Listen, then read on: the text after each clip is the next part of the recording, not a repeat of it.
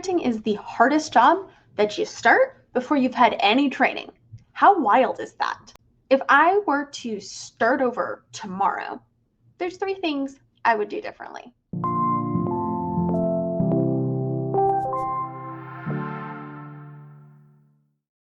Thank you so much for clicking on this video. I am Sammy Bell, author of Sure Parenting, creator of the Exhausted Moms Cheat Code, and I had this pondering today, and I thought I would share the 3 things that I would do differently if I had to start over parenting tomorrow. So for caveats, we're not talking any tragedies, anything like that, some magical scenario where I was poofed to before having children and I was going to have the same children and everything was going to be gravy, but I had the opportunity to do some things before I became a parent. So the first thing that I would learn how to do before having children is inner child healing. I knew that I wanted to be a parent. I knew that I wanted to parent differently. I was so excited to become a mother that I thought that that was really all I needed. I needed to know I was going to do it differently. I needed to be dedicated to doing it differently. And then I needed to love my baby. That's not enough, at least not for me. What I didn't know is that I had deeply wounded parts of myself. And in times of immense stress and overwhelm, those parts would rear up and I didn't know how to handle them. I needed to know how to sit with terribly painful feelings. I needed to know how to hold a container for grief. I needed to know that even though I had this emotion of, anger, frustration, sadness, there was something underneath that. There was an unmet need, maybe not even from today, from decades previously, that was just expressing itself because this situation is kind of similar. And oh, look, here's an opportunity to heal. I didn't know any of that. So I would be thrown by some of these emotional ways, emotional flashbacks, if you're familiar with CPTSD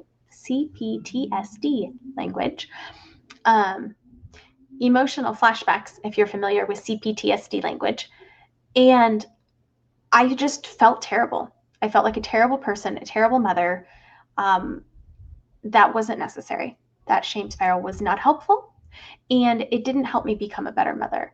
What did is learning how to do the work with those incredibly intense, painful feelings. So I wish I had known that before I had kids.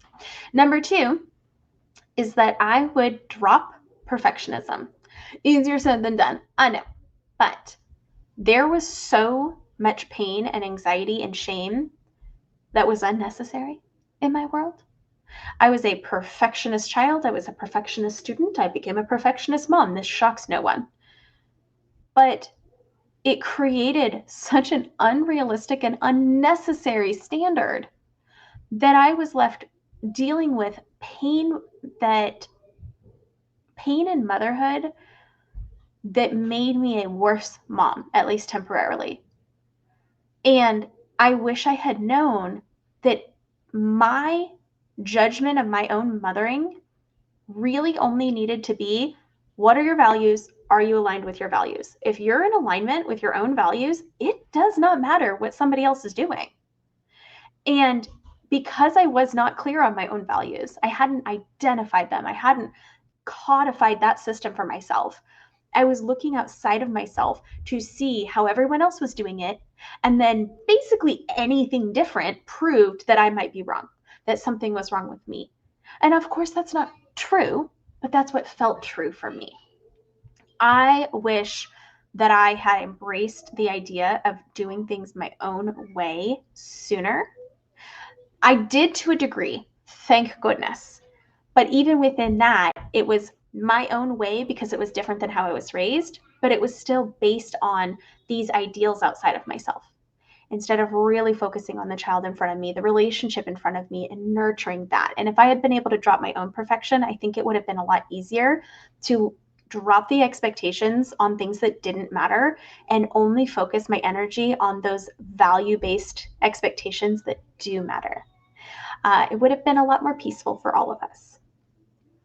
Number 3, I would have learned how to notice my own needs. as somebody with CPTSD, I was completely disconnected from my body. I had spent years ignoring my needs and pretending they weren't even there and just powering through. And that was kind of my strategy going into motherhood as well.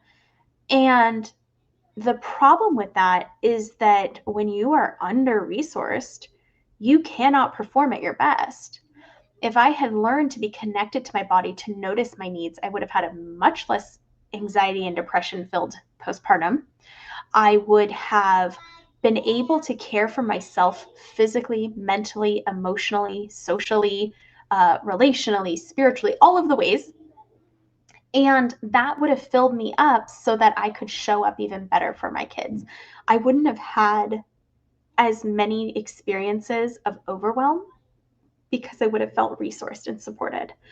And that involves other people, of course, but I didn't even know to ask. I didn't even know to seek out because I was so entrenched in just power through. You don't need help.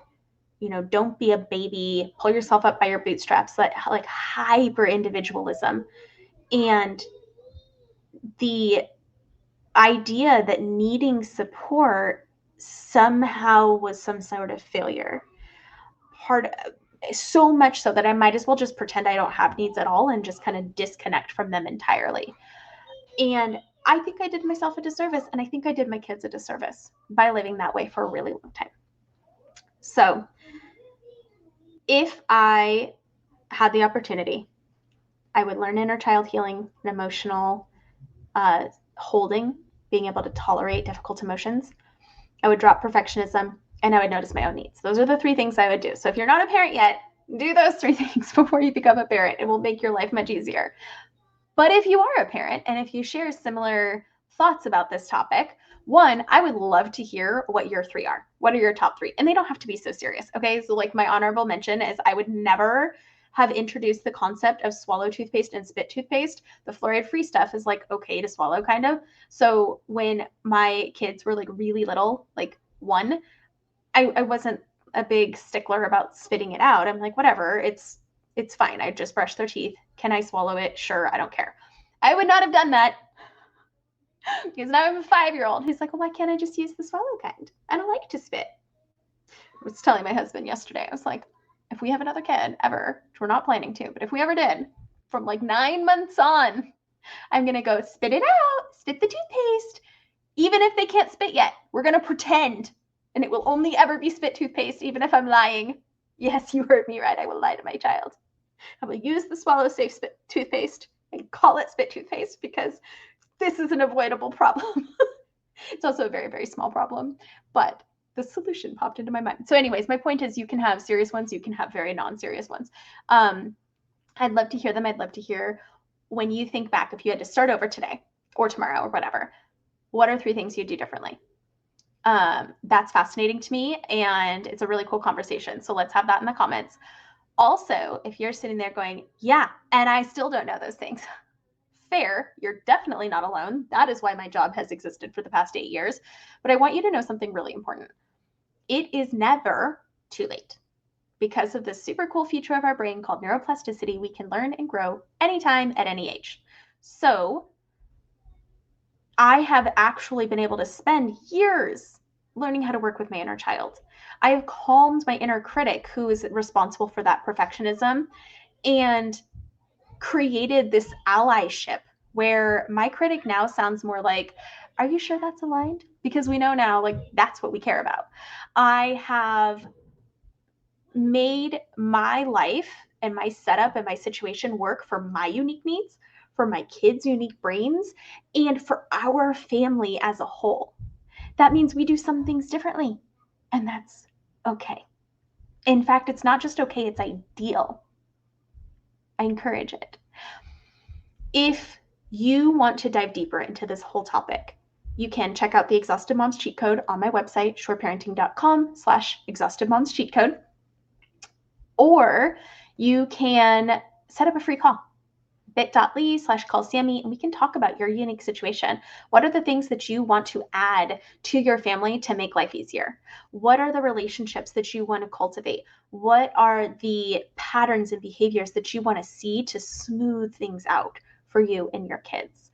Because you can, and you deserve to feel sure of yourself and your parenting. What do we have to do to make that assessment feel like truth? I would love to chat with you in the comments or on a call or on my website, whatever works for you, whatever feels most aligned. I wish you so much joy and peace and happiness this holiday season if you're watching this in December. And I hope that you look back and you think of all the ways that you have grown as a parent, even if you wish that you had learned those things sooner, like I do. You've still done that work and you've still grown and you've still learned, and you deserve to feel proud of yourself for that. So have a wonderful Christmas Eve or Christmas Day or day after Christmas, depending on when I post this. And I will talk to you next time. Bye.